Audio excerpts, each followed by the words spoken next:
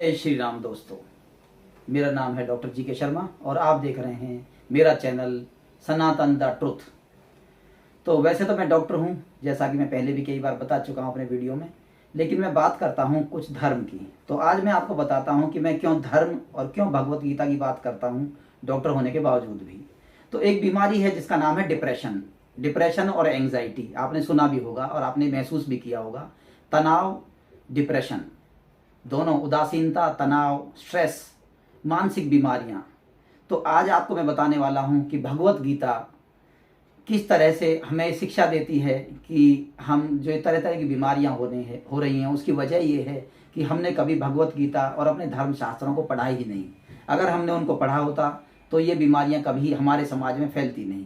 क्योंकि मैं देख रहा हूँ डॉक्टर होने के नाते 30% से ज़्यादा पेशेंट्स आज के टाइम में हमारे पास सुबह से शाम तक ओपीडी में डिप्रेशन और एंग्जाइटी से आते हैं। चलो तो अब मैं डिटेल में बताता हूँ। भगवत गीता को मैंने कम से कम 7-8 बार पढ़ा है और मैंने ये बात समझी वहाँ से कि ये जो बीमारियाँ हो रही हैं उसकी वजह केवल यही है कि लोगों को शिक्षा नहीं है। अब मैं बताता हूँ शिक्षा क्या होनी चाहिए जिससे बीमारियाँ खत्म हो सकती हैं।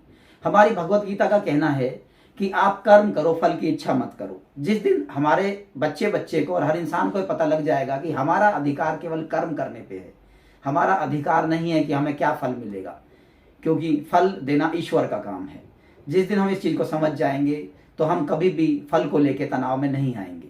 दूसरा है कि हमारी आत्मा, शरीर बदलती रहती है, तो फिर हम इतना ज़्यादा परेशान क्यों होते हैं, घबराते क्यों? आज हमारा शरीर ये है, कल को हो सकता है हमारा शरीर दूसरा कोई हो। तो जब ये शरीर बदलता रहना है, शरीर हमारा नश्वर है, ये खत्म हो जाता है, आत्मा केवल हमारी अमर है, अजर है। तो एक आत्मा पता नहीं कितने शरीर हमारी बदलेगी, तो हम किस चीज़ को लेके परेशान हैं?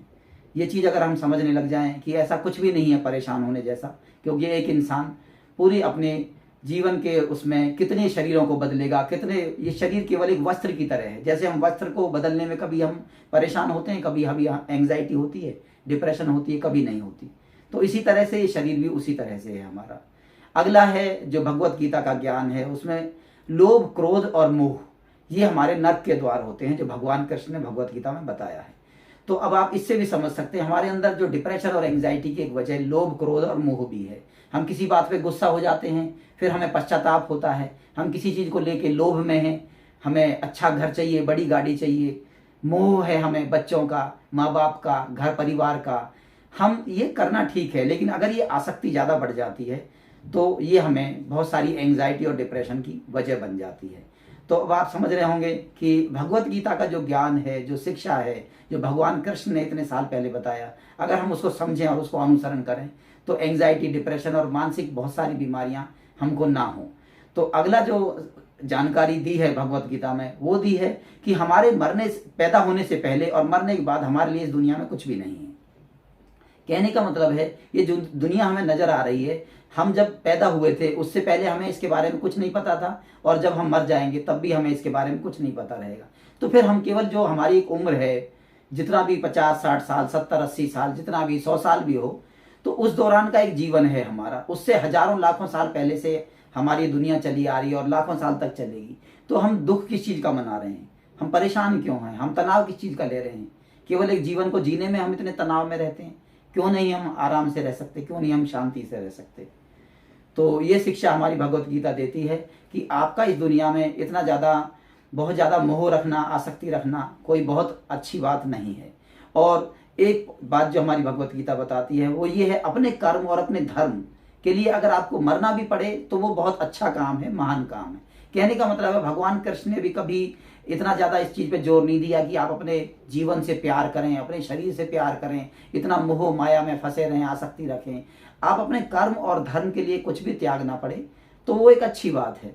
तो जब हम आसक्ति में नहीं रहेंगे, मोह माया में नहीं रहेंगे, परेशान नहीं होंगे किसी चीज़ को लेके, हम जीवन की सच्चाई समझ जाएंगे, तो ये जो एंग्जाइटी, डिप्रेशन, उदासीनता, तरह तरह की जो हमारी मानसिक बीमारियां वो नहीं होंगी।